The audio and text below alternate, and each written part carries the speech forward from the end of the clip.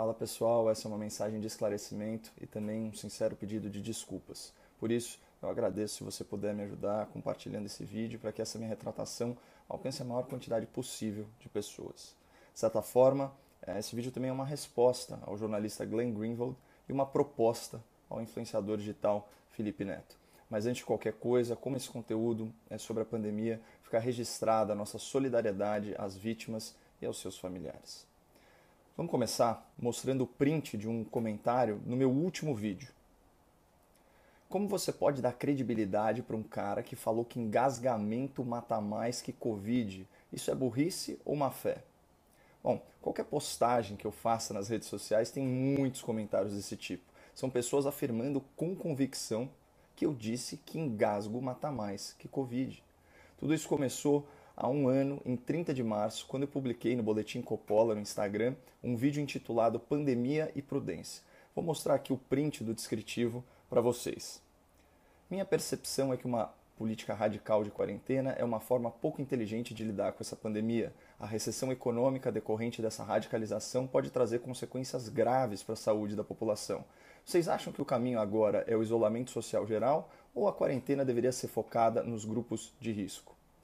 Esse já é meu primeiro ponto. Eu nunca fui contra medidas de isolamento social, mas eu sempre fui crítico a medidas radicais e genéricas que tratam de forma idêntica situações muito diferentes. Porque uma coisa é trancar os jovens em casa por meses a fio, outra coisa é proteger os idosos evitando contato social desnecessário.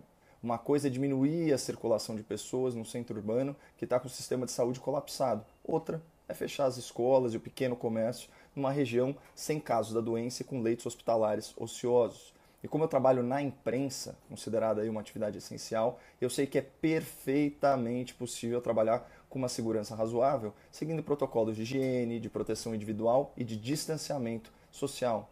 Tanto que o Estado brasileiro promoveu eleições em novembro de 2020, reunindo milhões de cidadãos.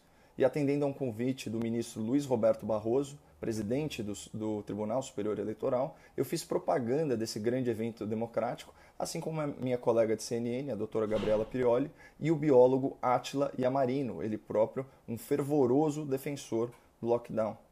E aqui eu trago um primeiro dado estatístico para a nossa reflexão.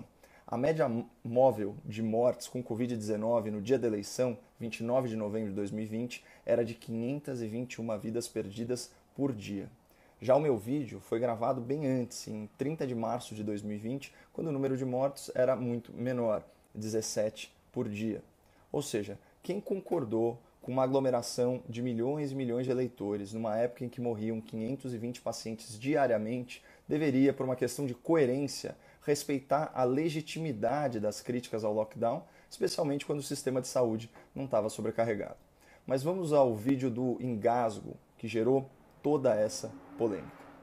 A sabedoria popular, ela ensina que a diferença entre o remédio e o veneno é a dose. Isso também se aplica às virtudes. Em excesso, uma virtude ela pode sim se tornar um vício. Só que é perfeitamente possível pecar pelo excesso de prudência, porque cautela demais paralisa, imobiliza, causa estagnação. Prudência em excesso, ela pode te impedir de viver. E viver é assumir riscos calculados, né? Quando você se levanta para ir trabalhar, você já corre aí uma série de riscos. Você pode engasgar com seu café da manhã, você pode tomar um tombo no banheiro ou na escada de casa, você pode ser atropelado, bater o seu carro, enfim. Você pode, inclusive, contrair o novo coronavírus. Sim, a reflexão que eu queria propor é a seguinte: faz sentido mandar todas, ou quase todas as pessoas, pararem de viver por tanto tempo por causa de uma doença que tem baixa letalidade, grupo de risco definido e que a transmissão é virtualmente impossível, né, de impedir, no máximo você consegue frear e tal. Na última recessão econômica global, que foi aí entre 2008 e 2010, você teve um pico de mais de 250 mil óbitos só de câncer. E isso a gente está falando dos países da OCDE, então são menos de 40 países. Então, pessoal, imagine a quantidade de mortes que uma recessão econômica acarreta em decorrência do quê? Do aumento de estresse e da queda de renda, sem falar na queda de arrecadação de impostos, né? Porque isso impacta o alcance e também a qualidade dos serviços públicos de saúde. Vejam que ser prudente no combate à pandemia não é simplesmente tentar frear a transmissão do vírus, custe o que custar. Ser prudente envolve tomar decisões considerando também as implicações de longo prazo. Percebam que eu sintetizei um vídeo de 5 minutos em menos de 1 minuto, com tese, argumento e conclusão. Ou seja, é possível editar um vídeo ou mesmo uma fala sendo fiel à sua essência e mantendo o seu contexto. Mas vejam no que se transformou esse vídeo nas mãos do jornalista Glenn Greenwald, que ressuscitou esse assunto semana passada, dizendo: nunca se esqueça desse lixo. Faz sentido mandar todas ou quase todas as pessoas pararem de viver por tanto tempo por causa de uma doença que tem baixa letalidade, grupo de risco definido e que a transmissão é virtualmente impossível?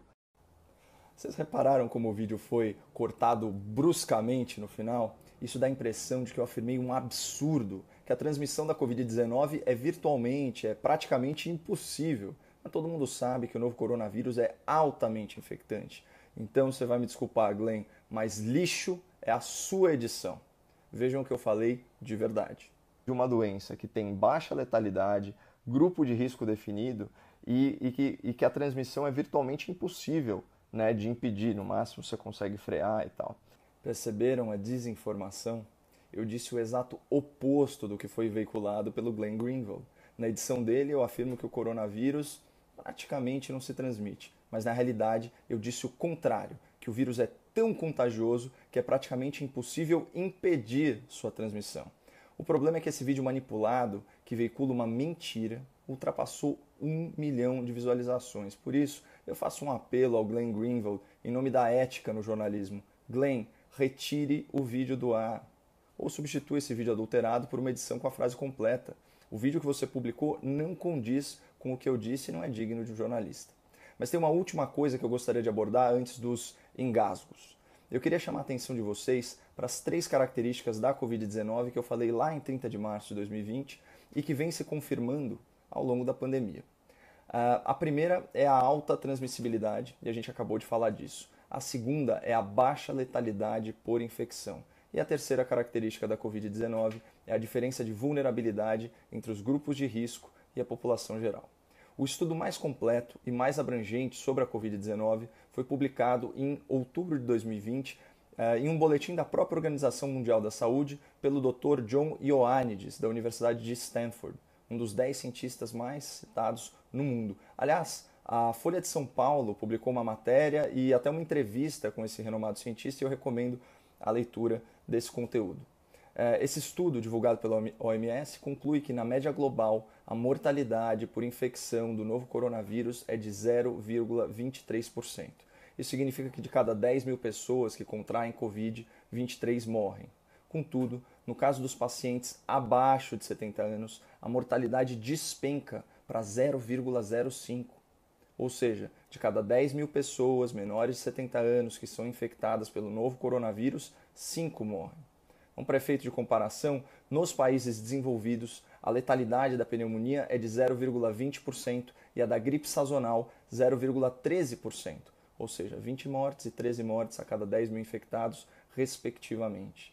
Ou seja, os dados científicos atualmente disponíveis confirmam o que eu disse no começo da pandemia. A Covid é uma doença com baixa letalidade por infecção e grupo de risco bem definido. O problema é que ela é altamente contagiosa, o que também foi dito. E o novo coronavírus é tão infectante que, para a realidade brasileira, o isolamento social horizontal não atinge o efeito pretendido e contribui muito pouco para a redução do ritmo de contágio. Por isso, lá atrás, talvez fizesse mais sentido focar recursos em monitorar, em testar, em fortalecer a imunidade, em isolar e em proteger os grupos de risco, como tem sido feito desde o começo da pandemia em benefício de mais de 500 mil pacientes do plano de saúde para idosos líder de mercado no Brasil, que não colapsou e que tem taxas de sobrevivência muito melhores do que a média nacional. E um dia eu ainda vou falar sobre isso em detalhes, mas enfim, chegamos finalmente na parte do vídeo que a coisa deu uma engasgada. E viver é assumir riscos calculados, né? Quando você se levanta para ir trabalhar, você já corre aí uma série de riscos. Você pode engasgar com o seu café da manhã, você pode tomar um tombo no banheiro ou na escada de casa, você pode ser atropelado, bater o seu carro, enfim. Você pode, inclusive, contrair o novo coronavírus. Só para ficar em um exemplo caricato, né? Nos Estados Unidos, o novo coronavírus matou aproximadamente 2.500 pessoas até esse momento. Só que, em comparação, né, cerca de 5 mil americanos morrem engasgados por ano, né, um dobro do número de vítimas da Covid. E ninguém vai mandar as pessoas pararem de comer por causa do risco de morrer engasgado, né? Isso seria a mesma coisa que sacrificar o boi para matar o carrapato. Pessoal, como vocês puderam ver e ouvir, eu nunca disse que engasgo mata mais que Covid. Vou repetir, eu nunca disse que engasgo mata mais que Covid. Essa frase simplesmente não existiu. Então, se alguém te disser que eu falei um absurdo desses, essa pessoa está colocando palavras na minha boca e distorcendo completamente a minha fala, seja por desconhecimento ou seja por maldade mesmo. E aqui a gente volta para aquele print do começo do vídeo. Como você pode dar credibilidade para um cara que falou que engasgamento mata mais que Covid? Isso é burrice ou má fé? Nenhum dos dois, amigão. Isso é fake news e você caiu nela. Se você foi levado a acreditar que eu afirmei que Covid mata mais que engasgo, você foi vítima de desinformação. O que eu disse no vídeo foi que naquela data o número parcial de fatalidades por Covid nos Estados Unidos era menor que o número anual de mortes por engasgo. E a intenção desse comentário não era desmerecer a gravidade da doença. O objetivo era reforçar a tese de que viver é assumir riscos e que, segundo as estatísticas, até o ato de engolir é arriscado, mas nem por isso a gente para de comer. É tão difícil de entender? Na boa, eu não sou dono da verdade, mas precisa ter muita má vontade comigo para interpretar essa frase de alguma outra forma. Mas a pior mentira é insinuar que eu estava zombando das vítimas da Covid num tom de deboche. Então, só para ficar em um exemplo caricato, vejam que eu estou claramente rindo do exemplo dos engasgos porque ele é caricato. Vai no dicionário, caricato quer dizer ridículo, quer dizer que provoca risada. Eu não estou rindo de uma doença que já tinha matado milhares de pessoas em 30 de março de 2020, de jeito nenhum. Hoje, eu estava vendo aqui os números atualizados, né? O mundo está contabilizando cerca de 35 mil mortes pela Covid-19. Por acaso eu estou dando risada na hora que eu cito o total de óbitos com Covid-19? Claro que não, porque eu não sou um insensível e muito menos um negacionista. Isso é fácil de provar. Vocês estão vendo essa foto aqui? Esse sou eu no hospital no dia 18 de março, 12 dias antes da publicação do vídeo. Foi quando eu tive Covid. Eu fiquei 4 ou 5 dias completamente sem fôlego e sem forças nem para levantar, mais de uma semana de cama. O meu pulmão é cheio de cicatriz por causa dessa doença e eu tenho sequela até hoje. E além do sofrimento pessoal, tem uma questão familiar aqui para mim. O meu irmão é um desses heróis anônimos da pandemia. Ele é médico residente de geriatria, trabalha em hospital público, na linha de frente do combate à doença, atendendo idosos vulneráveis. Vocês acham mesmo que eu ia debochar de uma doença que me incapacitou? Com um irmão médico que se arrisca dia e noite para salvar pacientes graves, com pais idosos em casa correndo perigo de vida? Pelo amor de Deus, é muita covardia. A minha crítica sempre foi a decisões radicais e sem critério de trancar as pessoas em casa indiscriminadamente e paralisar a economia. Eu nunca neguei a gravidade real da Covid, nunca me opus à vacinação e nunca desencorajei distanciamento social, uso de máscaras ou protocolos de higiene. Aliás, olha como eu termino o vídeo de 30 de março de 2020. Bom, para fechar, que eu já me alonguei um pouco, eu preciso dizer o óbvio aqui, né? Independentemente de opinião, o ideal sempre é seguir à risca os protocolos estabelecidos pelas autoridades. Isso lá é discurso de um negacionista da pandemia? É muita má fé e é muita desonestidade intelectual me colocar na mesma laia de quem nega a ciência. Até porque todos os meus comentários sobre a Covid-19 sempre foram fundamentados em estatísticas, em dados oficiais e em estudos científicos, aliás, exatamente como eu fiz nesse vídeo. Mas voltando à questão do engasgo, tudo isso começou com um tweet do influenciador Felipe Neto em 31 de março de 2020. 5 mil pessoas morrem engasgadas por ano nos Estados Unidos. Vamos falar para o povo parar de comer? Esse foi o argumento de Caio Coppola para defender o fim do isolamento e ficar alinhado com o Bolsonaro. Bom, como a gente já viu, eu não defendi o fim das medidas de isolamento em 2020, só a sua aplicação mais inteligente, mais focalizada. E sobre o presidente da República, ele nem é mencionado no vídeo. Então, cada um com a sua obsessão. Mas falando em mencionar, fazendo aqui uma pesquisa rápida no Google, eu encontrei uns 5 tweets do Felipe Neto me criticando, me ofendendo de alguma forma ao longo dos últimos meses. Só que, diferentemente dele, até hoje, eu nunca tinha feito qualquer citação a ele nas minhas redes sociais, muito menos de natureza injuriosa ou difamatória, até porque essa agressividade gratuita não combina com o meu jeito de ser. Mas, tirando as diferenças de lado, vocês sabem o que eu tenho em comum com o Felipe Neto? Então, assim, votar no Lula sob qualquer hipótese, contra qualquer candidato, eu não voto. Você fala, o Lula contra o gorila Malaquias. Eu vou votar no gorila. Não é isso. Além de nós não sermos eleitores do Lula, eu tenho outra coisa em comum com o Felipe Neto. Segundo o levantamento da Sonar, publicado no jornal O Globo, eu e ele estamos entre os 10 principais influenciadores da política na internet. Ele é o segundo mais popular e eu sou o sexto. É óbvio que a gente pensa diferente sobre muita coisa, mas eu tenho certeza que, assim como eu, ele também se entristece em ver tanta gente desempregada, tantos vulneráveis desamparados, tanta corrupção e, acima de tudo, tantas vidas perdidas, especialmente por falta de atendimento médico adequado. E uma coisa que me preocupa, como brasileiro, é que a gente está perdendo nosso sentimento de fraternidade. Se eu te enxergar como um negacionista, responsável pela morte de um parente meu, e se você me enxergar como um isolacionista, responsável pela perda do seu emprego, esse país vai implodir no seu próprio rancor. Por isso eu queria me dirigir diretamente ao Felipe Neto e, de peito aberto, fazer um convite. Felipe, o que você acha da gente dar o exemplo e sentar para conversar sobre a pandemia? Falar sobre todas as pautas, vacina, auxílio emergencial, socorro fiscal, corrupção, negligências do poder público. Eu acho que seria muito interessante a gente mostrar para as pessoas que quem pensa diferente de mim não é meu inimigo.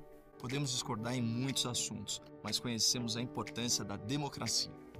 Brincadeiras à parte, o convite é real e de coração, Felipe. Se você topar, é só responder pelo Twitter que eu dou um jeito de entrar em contato. E quem quiser ver esse encontro de ideias acontecer, é só subir a hashtag Felipe Neto e Caio Coppola, Coppola com 2 P's e 2 L's. E sobre o tal do engasgo, como vocês viram, como vocês ouviram, eu nunca disse que engasgamento mata mais que Covid, muito menos minimizei a gravidade dessa doença. Por outro lado, se essa fake news ganhou tanta força, é porque de alguma forma eu falhei como comunicador. Então, esse é um daqueles casos em que a gente tem que assumir responsabilidade mesmo pelo que não disse. Por favor, me desculpem. E obrigado pela compreensão. Toda a nossa solidariedade às centenas de milhares de vítimas da Covid-19 e os meus sentimentos aos familiares. Fiquem com Deus.